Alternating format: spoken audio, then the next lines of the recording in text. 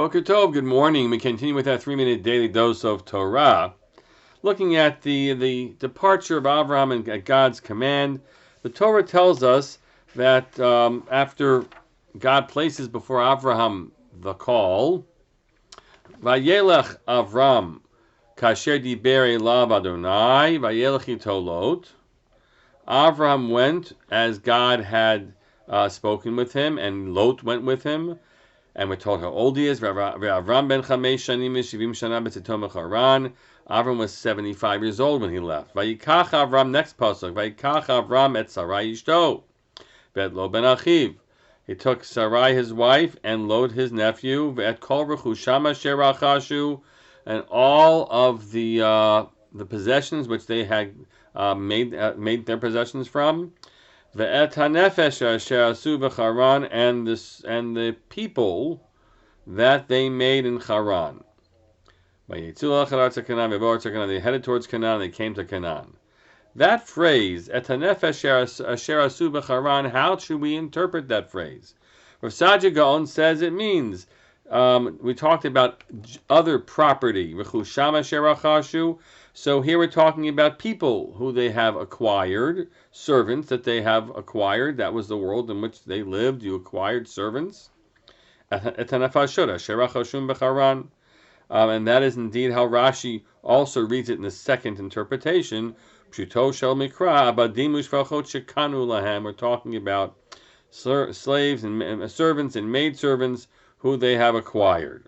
So they brought them with them. That makes sense. But the first interpretation offered in Rashi is a midrashic read, which says you make nefashot, you make souls. We're not talking about just living people that they acquired, but rather people that they had influenced. Shech nisan tachat kanfei hashchina, that they helped bring them beneath the wings of God, the divine presence.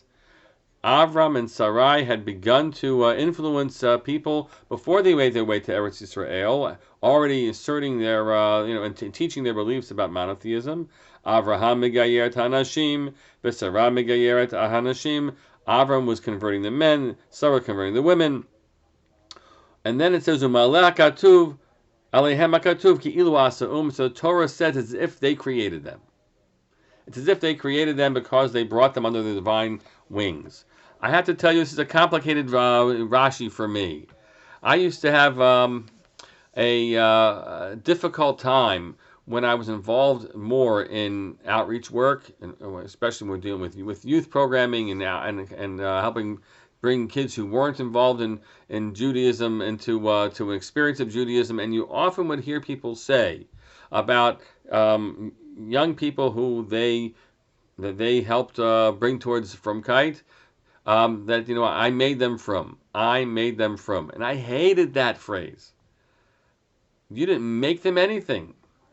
Hopefully, you had an influence on them, and your influence then was strong enough that they made themselves from, and God made them from. But you shouldn't think that you're crafting people and controlling people that way.